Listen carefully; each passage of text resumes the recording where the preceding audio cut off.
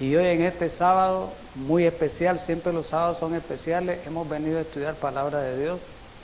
Estamos tratando el tema de la deidad, que es un tema de mucha importancia, de mucha relevancia en nuestra iglesia y también en el mundo religioso, porque hay tanta confusión en cuanto a este tema, que eso lo vamos a ir descifrando a medida que avance el tiempo en lo que respecta a este concepto de la deidad.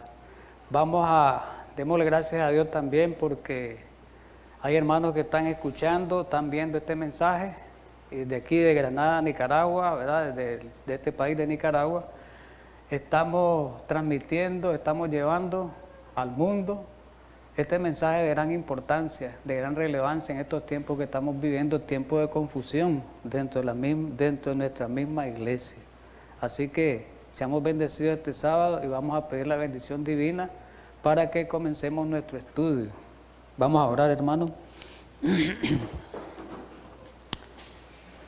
Amante Dios Padre de misericordia, gracias en esta mañana una vez más, porque tú traes a tu pueblo a tu casa de adoración, a tu casa de oración, Señor. En esta mañana queremos honrarte, queremos pedirte esta bendición especial, queremos pedir la presencia tuya por medio de tu Espíritu para que nos dé instrucción en este sábado especial. En Cristo Jesús. Amén. Bueno, vamos a avanzar. Este tema es la continuación del tema anterior. Los que estuvieron viendo el tema, los que estuvieron aquí presentes y miraron el primer tema, pues el tema se trataba de una pregunta. ¿Es Cristo verdaderamente Dios? Esa fue la pregunta del primer tema. Y esa es la pregunta de este segundo tema porque es continuación. Es más, les anuncio, vamos a otra tercera parte porque esto no termina aquí. Sobre este tema, sobre la plena deidad de Jesús. Entonces, en el primer tema nosotros estudiábamos, se demostró a través de algunos textos importantes, textos de mucha profundidad, que están registrados en el Antiguo Testamento. Mencionamos como unos 5 o 6 textos, pero habían 3 textos que eran de relevancia grande, de gran importancia, que exactamente Isaías tenía 2 de los textos y Miqueas era el otro texto. 3 textos de mucha profundidad donde se demuestra muy claramente la plena deidad de Jesús y la eternidad de Jesús como Dios absoluto, como Dios todopoderoso. Los textos eran, solo repasando rápido, Isaías 7:14, tal vez lo recuerdan, Isaías 9:6 y Miqueas 5:2. Habían otros textos como Isaías 40, pero mencionemos estos 3 que tienen una importancia grande en cuanto a la identificación de Jesús como Dios absoluto. Vamos a continuar entonces en esta segunda parte y vamos a la Biblia. Vamos a irnos a la segunda carta del apóstol Pedro y vamos a leer en el capítulo 2, ahí está descrito, y vamos a leer solamente los 2 primeros pasajes, el verso 1 y el verso 2. Y aquí en estos primeros pasajes de esta carta, el apóstol Pedro hace advertencia contra las falsas enseñanzas, contra las herejías que se estaban presentando en ese tiempo en la iglesia primitiva, en la iglesia de los apóstoles. Es más, el apóstol Pedro hace advertencia para el futuro de la iglesia, que la iglesia en el tiempo futuro, predice Pedro, también iba a pasar por esa situación de falsos pastores, por esa situación de herejía. Y esto lo estamos viendo hoy, en este tiempo antes de la venida de Jesús. Más adelante vamos a comentarlo con más detalle. Vamos a leer la Biblia, ¿sí? Segunda de Pedro, capítulo 2, repito, versículos 1 y 2. El apóstol Pedro comienza diciendo, pero hubo también falsos profetas entre el pueblo. ¿Qué quiere decir entre el pueblo? Dentro de la iglesia. Falsos profetas dentro de la iglesia. Oiga bien esto. Como habrá futuro, hubo, pero va a haber. No terminó, las herejías no terminaron. continuaban, dice Pedro. Pero repito, pero hubo también falsos profetas entre el pueblo, como habrá entre vosotros falsos maestros, que introducirán encubiertamente, óigase bien esta terminología, herejías destructoras. ¿Cómo iban a hacer esas? ¿Cómo son las enseñanzas falsas? Herejía destructora. ¿Por qué destructora? Porque descarrían a muchos, hacen que se pierdan muchos. Y el segundo versículo lo dice. Y aún negarán al Señor que los rescató. Eso se está haciendo hoy. Con el problema con la doctrina de la deidad que ha incursionado en el mundo adventista y en el mundo religioso, se está negando al Señor. Se está negando la divinidad del Señor, por un lado. Por otro lado, otros niegan, como en el círculo adventista, después que estudiamos los temas anteriores, pero no quiero hacer referencia a eso solo para citarlo, la naturaleza humana plena de Cristo, la naturaleza humana de Jesús, ¿verdad? Que vino como una naturaleza humana no caída. Entonces, pero ese no es el tema. Me sitúo en lo que estamos. Dice que a esos falsos maestros, óigase bien, el versículo 2 dice que muchos lo iban a seguir. Quiere decir que esa falsa enseñanza muchos la iban a seguir. Y está profetizado en el círculo adventista, en nosotros, en el pueblo de Dios, por la profeta, que en el tiempo final se iban a introducir falsas teorías y que eso iba a causar una de las causas principales del zarandeo. Qué relevante es esto. Esto ya lo mencionamos en el tema anterior un poco. Muy bien, Judas también advierte, Pablo advirtió, Juan advirtió, Pedro advirtió, Judas advirtió, casi todos los profetas, todos los apóstoles advirtieron en contra de la falsa enseñanza porque en su tiempo estaban incursionando dentro de la iglesia, pero ellos no solamente se limitaron ahí, a la aplicación ahí de ese momento momentánea, sino futuramente, ¿verdad? Sí, vamos a leer esta parte bíblica, repito, Judas 1, Judas solo tiene un capítulo, versículos 3 y 4, amados, dice Judas, por la gran solicitud que tenía de escribiros acerca de nuestra común salvación, oiga bien, me ha sido necesario escribiros, dice, exhortando que contendáis, nos está exhortando, dice, a que contendáis por la fe que ha sido una vez dada a los santos. Que contendáis, que defendáis la fe, que defendamos la doctrina, está diciéndole Pedro a los apóstoles en ese tiempo que defiendan la doctrina. Nos dice esta mañana a nosotros también. Hay que defender la doctrina, la fe pura, la fe verdadera. Todo verdadero discípulo de Cristo tiene que defender la fe pura, la fe verdadera, no quedarse callado. ¿Por qué? Versículo 4, porque algunos hombres han entrado encubiertamente en la iglesia, eso se está dando hoy, en este tiempo, en la iglesia remanente han entrado hombres encubiertamente con falsas enseñanzas. Sigo leyendo, sí. Lo que desde antes habían sido destinados para esta condenación, hombres impíos, que convierten en libertinaje la gracia de nuestro Dios y niegan, esto es importante, y niegan a Dios, el único soberano, y a nuestro Señor Jesucristo.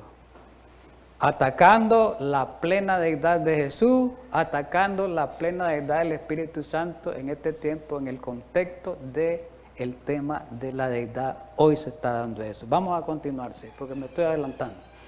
Esta cita la miramos en el tema anterior, pero valió la pena volverla a repetir. Vale la pena volverla a repetir por lo que estamos tratando.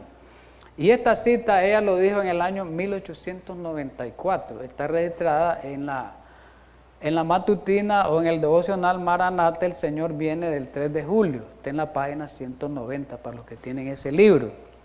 Y viene de Señal de los Tiempos, ¿verdad? Una de las revistas oficiales de la Iglesia Adventista en ese tiempo.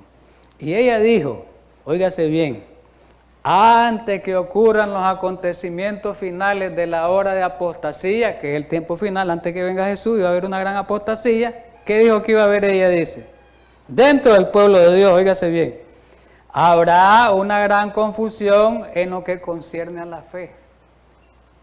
Habrá una gran confusión en cuanto a la doctrina. Una gran confusión en cuanto a la doctrina. Ahí las palabras fe es doctrina, enseñanza, ¿verdad? No habrá, ¿cuál va a ser el problema principal? No habrá conceptos claros y definidos con respecto al misterio de la divinidad. ¿En qué no iba a haber conceptos claros? En lo que respecta a la deidad, a la divinidad, al Dios verdadero, al Dios eterno. En ese contexto iba a haber mucha confusión dentro del pueblo de Dios y fuera del pueblo de Dios también. Una verdad tras otra se irá corrompiendo, eso está ocurriendo. Una verdad tras otra se va corrompiendo, eso lo vamos viendo. Podemos pasar hablando con esta cita mucho de todo lo que ha pasado dentro del pueblo de Dios y fuera del pueblo de Dios, pero vamos a continuar por el tiempo. Lo que dijo ella, hermano, oiga bien, hermanos adventistas, vamos con adventistas aquí, porque vamos a ver esto del problema de la deidad, lo vamos a ver desde dos puntos de vista, dos ángulos enfatizados. Los de afuera, con la doctrina de los testigos de Jehová, y los de adentro con los antitrinitarios. Pero quiero continuar y seguir el hilo, como dicen, seguir la secuencia. Lo que ella dijo en 1894 se está cumpliendo en este tiempo dentro de la iglesia adventista. Ella dijo que iba a haber una gran confusión con respecto al tema de la deidad, al misterio de la divinidad.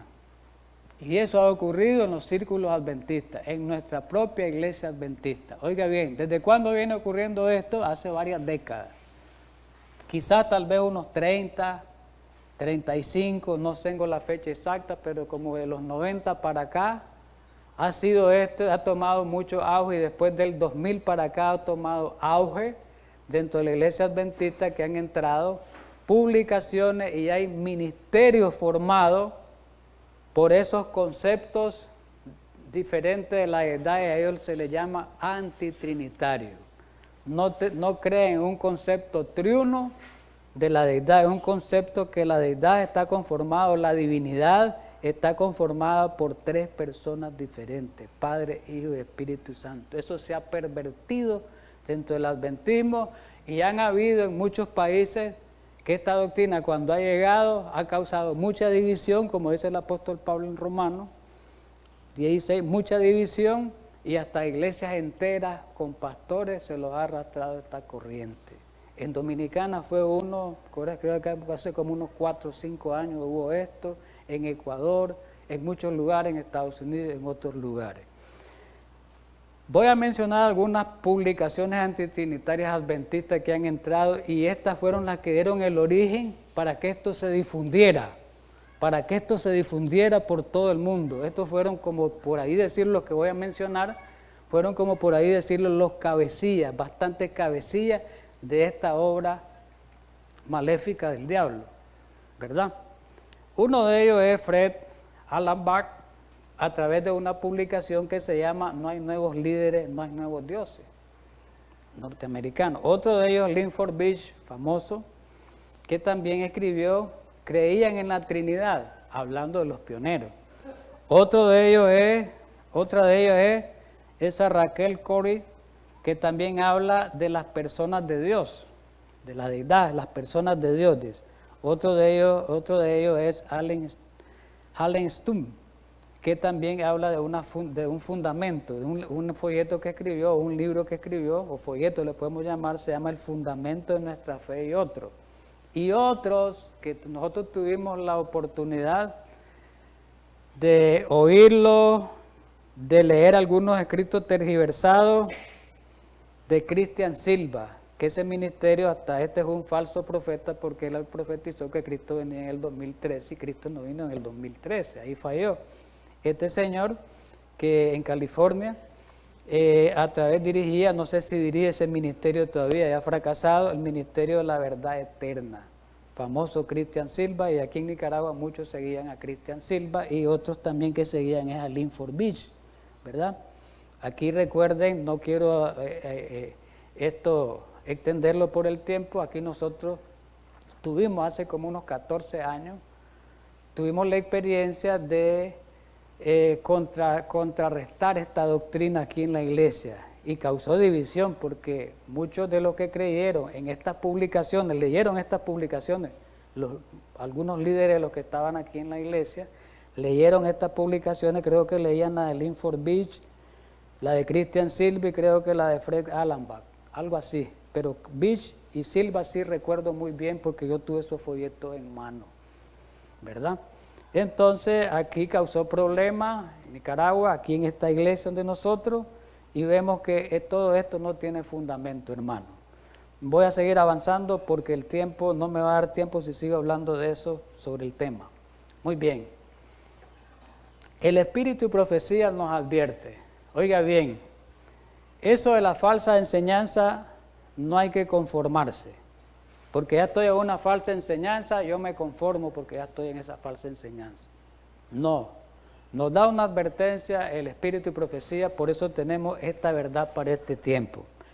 Dice ella que si nosotros tenemos ideas erradas acerca de Dios, cómo es Dios, si tenemos ideas erradas, cómo es Dios, acerca de lo que está registrado en la Biblia, dice que nos volvemos idólatras. Idólatras nos volvemos. Quiere decir que si yo estoy adorando a Dios de una manera diferente, como lo dice el escrito, me vuelvo un idólatra. Si la Biblia habla de 3 personas como la Trinidad y la gente dice que es una sola persona, porque hay iglesias que dicen que solo el Dios, el Padre, otros dicen que el Padre y el Hijo, otros dicen que no hay Espíritu Santo, todas esas personas, todos esos que creen eso son idólatras. Aquí lo dice la cita, lo voy a leer. Esta fue escrito en 1908, Review and Herald del 3/12 de 1908, está registrado para los que siguen en el tomo 1, el comentario bíblico adventista 1119. Miremos bien. ¿Somos adoradores de Dios o de Baal? Pregunta. ¿Somos adoradores de Dios o de Baal? ¿Del Dios viviente o de los ídolos? Quizás no haya santuarios externos visibles, quizás no haya imágenes para que se posen en ellas los ojos. Sin embargo, podemos estar practicando la idolatría. Y aquí viene. ¿Es tan fácil hacer un ídolo de las ideas fomentadas o de los objetos como dar forma a dioses de madera o de piedra? Es tan fácil crear un Dios sin necesidad de que sea una estatua, una imagen. ¿Cómo lo creamos? Aquí estamos. Miles tienen un concepto, oiga bien, miles tienen un concepto, un falso concepto de Dios, miles. Y de sus atributos, falso concepto de Dios y sus atributos.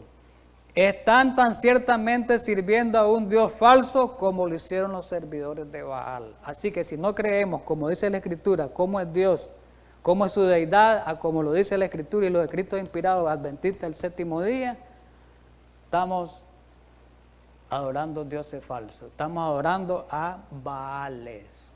Oiga bien, vamos al tema en sí ya, claro, y eso es una introducción. Seguimos, vamos tocando ahora, ya vimos la divinidad plena y eterna de Jesús en el Antiguo Testamento, vamos a ver en el Nuevo Testamento que es más amplia, hay una gama de textos, mucho, que eso lo vamos a ver en este tema y en el otro tema. Muy bien, aquí yo les hice, hermano, me di la tarea con la ayuda del Señor de hacer este cuadro, de hacerlo. Y de buscar las citas que eran las citas más profundas, más relevantes, o las que demostraban la plena deidad de Jesús, porque en cuadro es mejor, se entiende mejor. Entonces, en el Evangelio de Juan, ahí aparecen descritas, no voy a leer porque lo vamos a ir leyendo, ustedes lo miran ahí. Juan es uno de los que tiene más, que habla más sobre la plena deidad de Jesús. Estamos hablando de Jesús, la plena deidad de Jesús, vamos a enfocarnos en Jesús. Otro día nos vamos a enfocar en la Trinidad, otro día en el Espíritu Santo. Hoy estamos concentrados a Jesús. Juan es el Evangelio de Juan es el que contiene el testimonio más fuerte en cuanto a la deidad plena y eterna de Cristo en el Nuevo Testamento.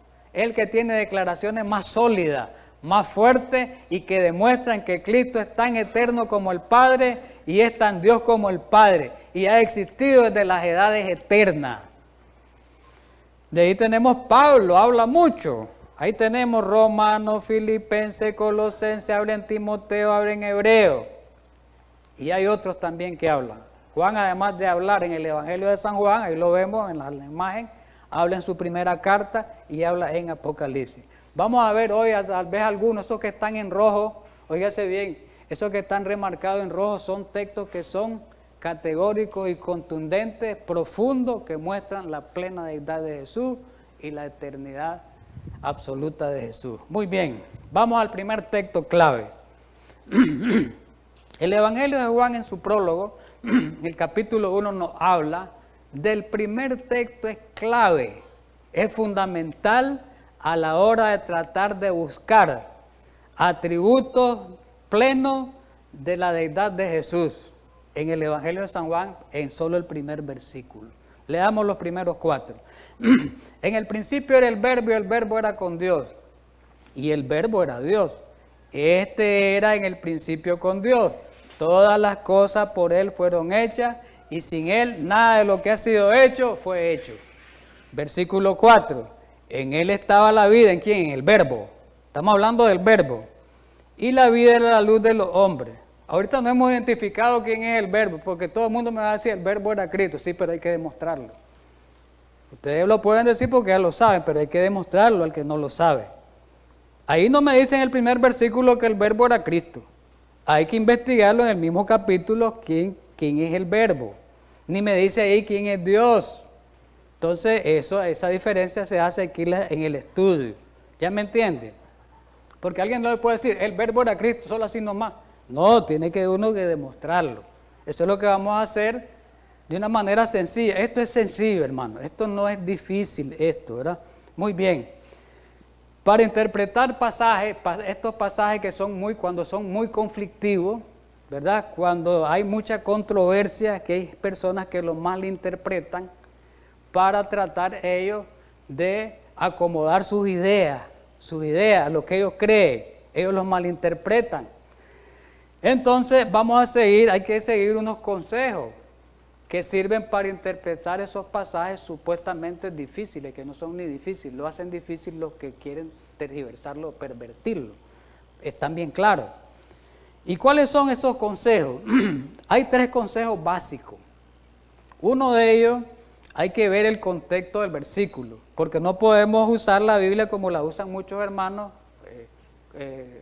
Me disculpan, hermanos de otras iglesias evangélicas, hay muchos que usan, muchos, ¿verdad? Tal vez no todos usan la Biblia mal, fuera de contexto, porque agarran un versículo y lo aíslan de su contexto y su idea verdadera. No, para poder entender este tema, o cualquier tema, en este caso el tema de la deidad de Jesús, la plena deidad de Jesús, ubiquemos cada versículo en su contexto, dónde va, dónde está, dónde calza, en su contexto inmediato, en su contexto general. Y hay que ver, cuando hay mucho problema de no entendimiento, el significado original de algunas palabras importantes del versículo. ¿Qué es significado original? Para eso existen ahora los diccionarios bíblicos que vienen ya traducidos de hebreo y griego. Hay también concordancias, que ahora es fácil, no es necesario saber hebreo y griego. Ya están las concordancias, ya están los interlineales, ya están los diccionarios donde voy a buscar la palabra de la Biblia, hasta por número, ahí está la palabra Dios, la palabra Jehová, ¿qué significa? Ya veo el significado de la palabra y ya entiendo el significado de la palabra. Eso es importante a la hora de investigar un versículo que está creando controversia. Y el tercero, que hay que tomar en cuenta, algunas consideraciones gramaticales de la escritura. Un verbo, un adverbio, cosas básicas en nuestro lenguaje. Pero aquí se sitúa ir al original, a la gramática griega. Pero alguien dirá, pero si nosotros no sabemos griego, pues si ni yo sé griego. Yo no sé griego para entender gramática griega, pero les doy un anuncio, les doy una verdad buena. Hay hombres, han habido hombres, Dios ha puesto hombres, oiga bien, grandes hombres que se han dado a la tarea de escribir gramática griega de la Biblia, de textos de la Biblia, escribir gramáticas, significados, ¿verdad?, de algunas consideraciones gramaticales de la Biblia, del idioma griego y también del idioma hebreo, pero hablemos aquí del Nuevo Testamento del griego. Entonces estos hombres ayudan a entender además del contexto que tenemos, el significado de la palabra, con esas consideraciones gramaticales originales y algunos términos nos ayudan a entender mejor la Biblia. No quiero enredarlo, vamos a seguir a lo sencillo. Vamos a los textos. El primer texto. En el principio era el verbo y el verbo era con Dios y el verbo era Dios. En este primer pasaje observemos, hay tres oraciones.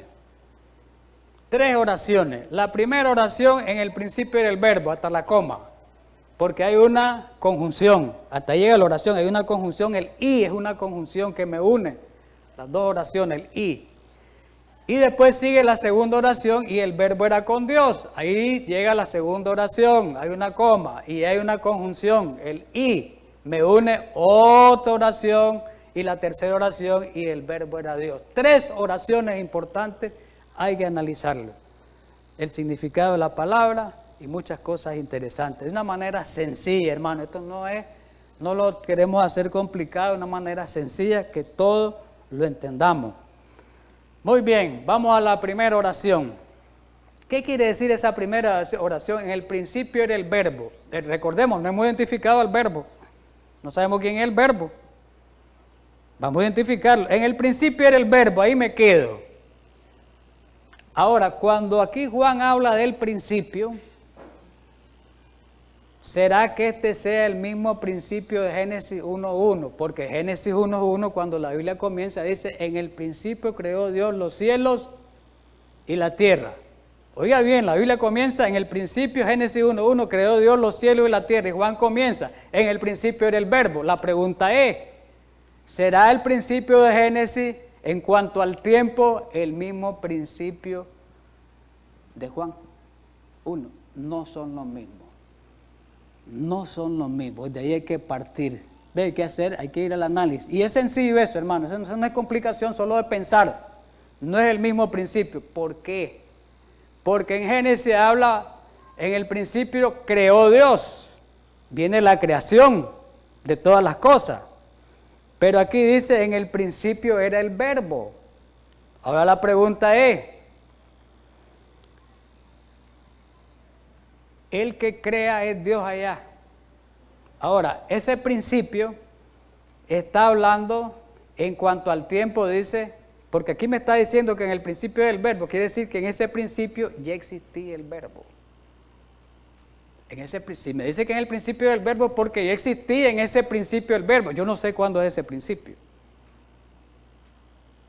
Pero ese principio es antes del principio de Génesis 1, porque ahí está hablando de la creación de las cosas. Aquí está hablando Juan 1.1 de la deidad, del círculo de Dios. Y Dios, como creador, es antes de la criatura, no puede ser el mismo. ¿Estamos entendidos? Y aquí lo dice, en el principio existía el verbo, aquí tenemos la explicación. Entonces no tuvo principio el verbo. ¿Estamos claros? El verbo no tuvo principio, porque ya en el principio, ese principio que yo no sé cuándo es antes del Génesis 1.1, el principio de la creación. No sé cuándo, en las edades eternas, pero en ese principio ya existía el verbo. Quiere decir que el verbo existe, no sabemos de cuándo. Él existió antes del tiempo y de la creación, Génesis 1.1, antes de la creación. No puede ser una creación el verbo, como muchos lo dicen, como hoy lo vamos a ver. El verbo no puede ser una creación. No puede ser una criatura el verbo, porque el verbo ahí es un ser. El verbo ahí está hablando de dos seres. El verbo uno y está hablando de Dios, otro ser. Aquí el pasaje me muestra dos seres. El verbo es un ser, una persona que tiene personalidad, y Dios es una persona, es un ser que tiene personalidad. No son los mismos. No son dos en uno, son dos. De eso partamos. ¿Qué significa el verbo era? Era. No expresa pasado terminado, sino un estado continuo, queriendo decir que es eterno. ¿Estamos claros? Vamos a la segunda oración. Segunda oración, el verbo era con Dios. Ahora, el verbo en el principio era con Dios. El verbo es uno y Dios es otro. Vamos a ver quién es el verbo y quién es Dios. Entonces, el verbo era con Dios. Estaban juntos el verbo y Dios en el principio. Los dos juntos. Óigase bien. El verbo es una persona distinta de Dios. En persona, en personalidad, pero tiene una estrecha relación de intimidad. Vamos a verlo más adelante, uno en propósito, uno en idea, uno en pensamiento. Vamos a seguirse. El último, que es el que causa mucho problema. En los testigos de Jehová le ha causado mucho problema, y también a los antitrinitarios. Y el verbo era Dios. Dice que el verbo era Dios, pero el verbo no era el Dios que aparece en la segunda oración. El verbo era Dios, solo eso me está diciendo. ¿Qué quiere decir eso? Que el verbo no era una emanación de Dios mismo, era igual a Dios el verbo, eternamente preexistente, según el estudio. Ahora, ¿quién es el verbo que estaba con Dios en el principio? El mismo pasaje, el mismo capítulo responde. Versículo 14, y aquel verbo fue hecho carne. La palabra verbo significa en el original el logos, la palabra. ¿Estamos entendidos? Cuando dice el verbo es el logos, la palabra. Y aquel verbo fue hecho carne y habitó entre nosotros y vimos su gloria como la gloria del unigénito. ¿A quién se identifica ahí? Ahí identifico quién es el verbo. Jesús. Jesús es el verbo. ¿Y quién es Dios ahí en el pasaje? El Padre. Jesús estaba con el Padre en el principio. ¿Estamos claros? Entonces Juan comienza su evangelio con una declaración contundente de que Jesús posee todas las cualidades eternas y divinas que posee el Padre eterno. Es imposible, oígase bien, qué interesante determinar esto. Es imposible concebir una afirmación, oiga bien, más contundente acerca de la absoluta divinidad de nuestro Señor Jesucristo que en Juan 1:1. No hay otro como ese. Sin embargo, el diablo ha tratado de pervertirlo. ¿Qué dice la profeta? Ahora vamos, ya lo demostramos bíblicamente. Está fácilmente demostrable, sin tantos argumentos. Pero la profeta a los adventistas nos dice, en esta mañana, lo que la Biblia nos da a entender. En el comentario bíblico, en el tomo 5, en la página 1100, aparece esa cita de la Review and Herald de 1906. Y dice, oiga bien lo que dice Juan 1:1. Este es comentario de Juan 1:1. ¿Qué dice? Si Cristo hizo todas las cosas, porque recuerden que en el versículo 2 dice que el verbo hizo todas las cosas. El versículo 3, el verbo hizo todas las cosas, dice. ¿Quién era el verbo? Jesús. Y aquí dice ella que Jesús hizo todas las cosas. ¿Estamos de acuerdo? Existió antes que todas las cosas, Jesús. Las palabras que se refieren a este tema son tan concluyentes, dice. No hay por dónde perderse, dice. Que nadie tiene por qué quedar con duda. Sin embargo, muchos quedan con duda. Cristo fue Dios esencialmente, dice. Oiga bien, Cristo fue Dios esencialmente y en el máximo sentido, Dios. Estuvo con Dios Padre, ¿verdad? Con Dios Padre, Dios y el Espíritu Santo. Estuvo con Dios desde toda la eternidad. ¿Desde cuándo? Toda la eternidad. Quiere decir que no hay un tiempo, no hay un minuto, no hay una hora en la eternidad en que no hayan estado juntos. Dios sobre todas las cosas, bendito para siempre. El Señor Jesucristo, el divino Hijo de Dios, existió desde la eternidad.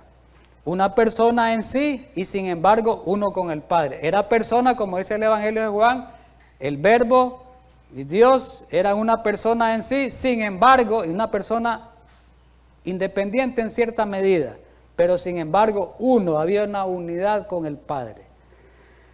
Era la gloria máxima del cielo. Era por derecho propio el comandante de los seres inteligentes celestiales, lo sabemos. y recibió homenaje de adoración de los ángeles. Y ahí habla de la cita de 8.22 de Proverbios 8.27, que eso posiblemente en otro estudio vamos a hablar. Hay luz y gloria de la verdad de que Cristo era uno con el Padre antes de que se pusiera el fundamento del mundo. Él es la luz que brilla en un lugar oscuro, iluminándolo con gloria divina y original. Muy bien. Pero aquí viene la alteración. Hay iglesias, hay personas que han alterado y han pervertido este pasaje de Juan 1.1. Y me refiero principalmente a la iglesia de los testigos de Jehová. Vamos a hablar mucho sobre eso. Y este texto tan sencillo, tan claro, ellos lo adulteran. Vamos a verlo. Aquí aparece la versión de ellos. La versión de los testigos de Jehová se llama Versión Bíblica Nuevo Mundo. Y mire cómo dice, ¿qué diferencia hay? Comparemos. Ahí están los dos pasajes de las dos versiones, versión Reina Valera 60 de los protestantes de nosotros y la versión de los testigos de Jehová, versión Nuevo Mundo. Dice en la versión Nuevo Mundo de los testigos de Jehová, miremos y comparemos, allá arriba está el pasaje nuestro, el que lo hemos enfocado. En el principio la palabra era. Está bien la palabra, no está mal. Ahí no hay problema, el verbo, la palabra, ahí. El término, pues, porque alguien me dice palabra, no dice verbo, eso no quita. Palabra, verbo, el logo no quita. Que viene el problema donde lo vamos a ver. En el principio era la palabra y la palabra estaba con Dios. Y viene el problemón. Ahí está, hasta los subrayos, y la palabra era un Dios. Allá el verbo, pues, era un Dios. ¿Qué miramos de diferencia?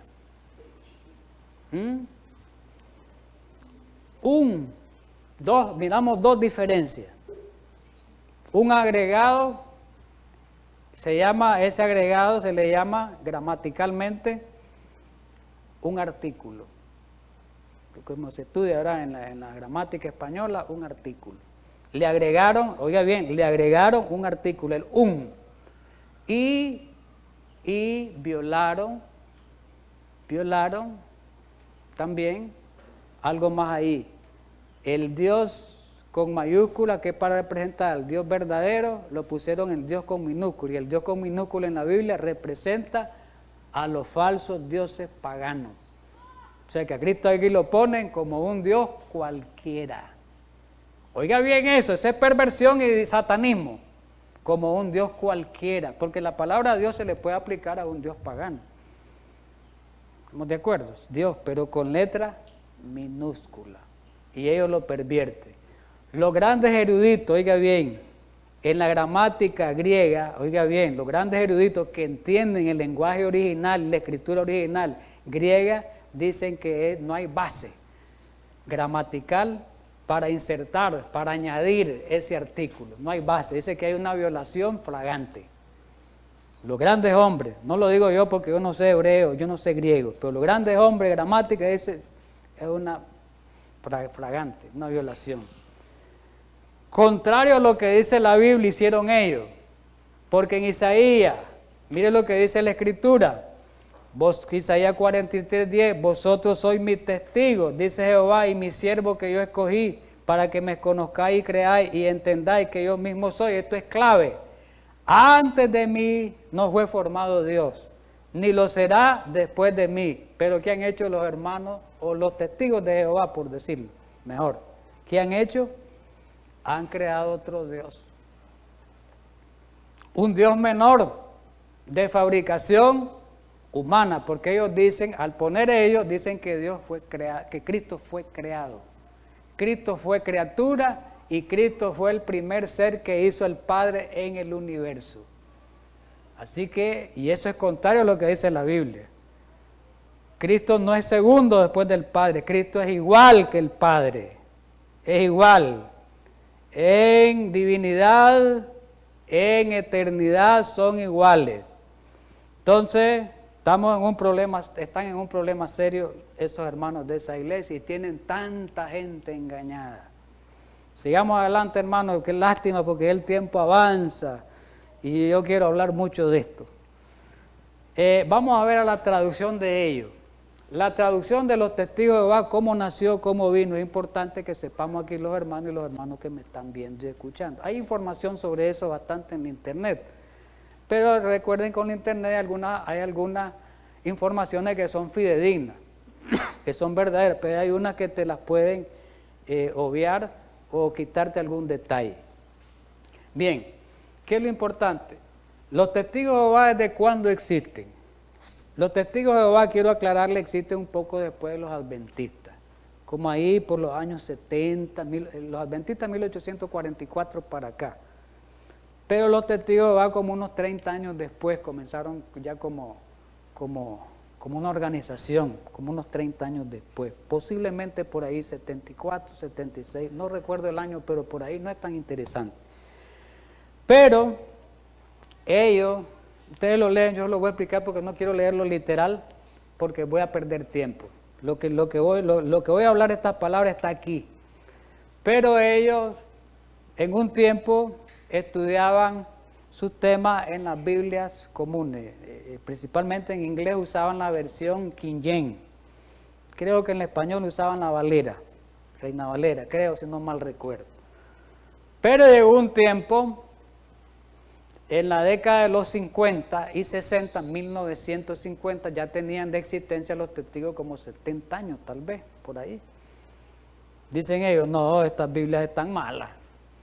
En estas Biblias están mal traducidas, dice, no están apegadas al original, dice, tenemos que hacerlas nosotros, creamos nosotros una Biblia, creamos un interlineal para interpretar bien la Biblia y acomodarlo a las ideas nuestras.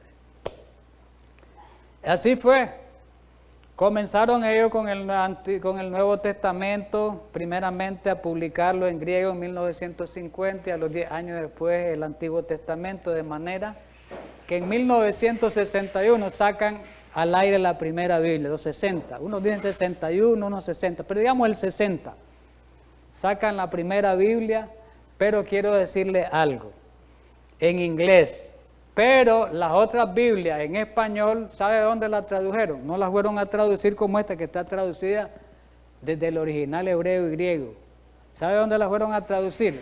Del inglés al español. ¿Cómo va a ser posible que yo vaya a traducir una Biblia del inglés al español si el inglés no es lengua original? Ese es otro error gravísimo. Se basaron en el inglés. Dicen ellos que iban revisando ahí detalles del griego y del hebreo, pero eso yo no lo creo tanto. Entonces apareció la traducción castellana, la de español, hasta en el año 1967. ¿Estamos de acuerdo? Entonces, pero hay grandes estudiosos, oiga bien, aquí les voy a mencionar solo 3 hombres grandes, pero son muchos, tengo en la lista más de 10, pero estos son los más renombrados, gramáticos reconocidos y eruditos del griego del Nuevo Testamento. Estos conocen cada palabrita del Nuevo Testamento, te saben el significado, te ubican la gramática, de ahí ellos te sirven para hacer diccionarios griegos, para hacer interlineales. Estos han sido los hombres clave. Es más, ya murieron los hombres. Todos estos ya murieron. Uno de ellos es Archibald Thomas Robertson, ahí está la fecha. Otro de ellos es Ernest Colbert. Y otro de ellos es Bruce M. Metzger, famoso, Bruce M. Metzger, famoso. Pues estos tres varones y otros renombrados han escrito muchos libros, han escrito muchos comentarios bíblicos, han escrito gramática griega donde ellos critican la posición de los testigos de Jehová. Y ellos critican y dicen que esa Biblia está adulterada, principalmente en el tema de la deidad y el tema de la segunda venida de Cristo y otros temas. Está adulterada, no está pegada hay violaciones gramaticales griegas, dicen ellos. Vamos a leer algunas partes interesantes, lástima que el tiempo se me va a ir. Este erudito brillante, que murió hace tiempo a la Lale, escribió mucho ¿verdad? Es más, este erudito estaba vivo cuando Elena White estaba viva. ¿Ya sabían ustedes? Este señor. Si apenas murió en el año 1934. Erudito, brillante, gozó de una bien merecida fama y prestigio entre los hombres de su generación. Escribió 44 libros, incluyendo 4 gramáticas griegas, 14 comentarios bíblicos y 6 volúmenes de estudio de las palabras griegas del Nuevo Testamento. Escribió mucho sobre cuestiones lingüísticas y un tratado especial acerca del artículo, hablando de lo que estamos leyendo, hablando del uso del artículo y de su ausencia en Juan 1:1. Este señor, ¿verdad? Cuando este señor estaba, todavía no habían traducido esa Biblia, pero él da una brillante aclaración de cómo se debe usar la gramática en el Evangelio de Juan, principalmente en el capítulo 1, en el verso 1. Pero ya estos dos sí estaban vivos. Este que sigue, Colbert y Metzger, estaban vivos cuando tradujeron la Biblia los testigos de Jehová y ellos encontraron errores serios. Y este se llama Ernest Colbert, que fue un catedrático famoso en ese idioma, ¿verdad? En la gramática, más bien, no el idioma tanto hablado, la gramática del griego, una autoridad, una de las mayores autoridades del mundo en griego, dice. Fue catedrático de la Universidad de Chicago, considerado como una de las mayores autoridades del mundo en el griego. Él inventó una regla que se llama regla de Colbert, una regla gramatical griega, en la década de los 1930. Esa regla se aplica mucho al Juan 1:1, a los artículos se aplica mucho. Y en esa regla ofrece mucha evidencia en cuanto a la traducción e interpretación del verbo era Dios. Habla mucho de eso, no lo vamos a detallar aquí, hay mucha información sobre eso, pero no puedo detallarla. Y habla él mucho sobre el verbo era Dios y cómo debe ser escrito, cómo debe ser interpretado y no como lo hacen los hermanos, los testigos de Jehová. Y si es este señor también, Metzger, que fue el que murió más después, ¿verdad? Este también hizo libros en contra de las ideas de testigos de Jehová. Aquí hay uno mencionado. Y es más, en contra de emplear ese artículo 1 que emplean ellos en San Juan 1:1. Aquí lo dice. Ahí dice que él era profesor del seminario de Princeton, etc.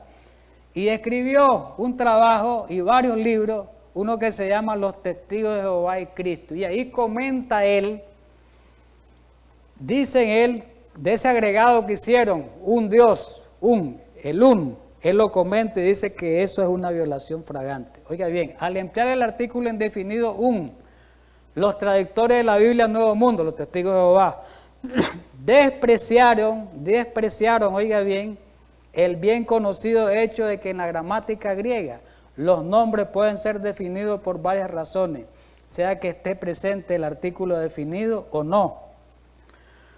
Una frase prepositiva, o sea, una preposición en la cual el artículo no esté expresado, en griego puede ser definido como ocurre en Juan 1:1. Dice que ahí los testigos de Jehová hicieron violación abierta al insertar ellos y dar esa explicación, ¿verdad? Así que eso está hablando ese señor. Muy bien.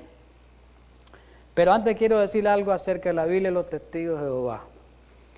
Si ustedes buscan una Biblia de los testigos de Jehová, versión Nuevo Mundo, ahorita pues en español o en inglés también, ahí no aparecen, porque esta Biblia aquí aparece que el autor fue Casiodoro de Reina, ¿no? Y habla Valera, el otro, ¿verdad? Que aquí aparece en su Biblia. Pero en esa Biblia no aparecen editores. Oiga bien, no aparecen editores. Y aparece un comité, dice, ahí ponen el comité que lo editó, no ponen nombre, ellos son esa es una bandidencia, pero se sabe por la investigación que fueron 4 o 5 personas, yo tengo los nombres, pero no los puse aquí, se sabe, según las investigaciones, y fueron dirigentes de los testigos de Jehová, 2 de los grandes dirigentes, pero esos 4 o 5 hombres que tradujeron la Biblia del antiguo, del griego y del hebreo al inglés y después al español, ellos no tenían, oiga bien, una erudición como la tienen estos hombres que eran expertos en la gramática griega, expertos en la escritura griega, expertos, eran lexicógrafos completos. Ellos no.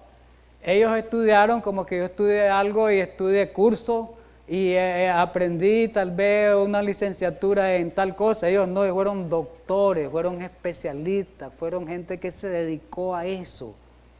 Tenían una especialidad en eso. En cambio, los que tradujeron la Biblia de los testigos de Jehová no eran especialistas en este campo. Por lo tanto, ellos la tradujeron de una manera, por así decirlo, del griego para allá, hablemoslo claramente, de una manera chapucera. Y no chapucera, bandidencia, porque acomodaron las ideas de la Biblia, la traducción, a la de ellos. Eso es lo que podemos decir, que fue más bien bandidencia. Qué lástima que el tiempo se me está acabando y va a quedar incompleto la otra parte.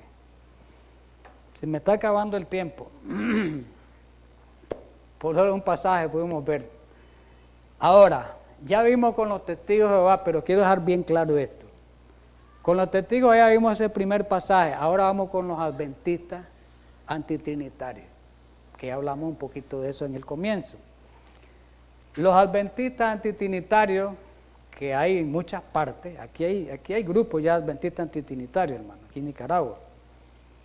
Y en muchos lugares, en Honduras hay, en El Salvador hay, en Guatemala hay, en Dominicana hay muchas iglesias, en Estados Unidos hay, en Costa Rica hay, en varios lugares. Este antitrinitarismo adventista no hace como los testigos de Jehová, que tienen otra Biblia.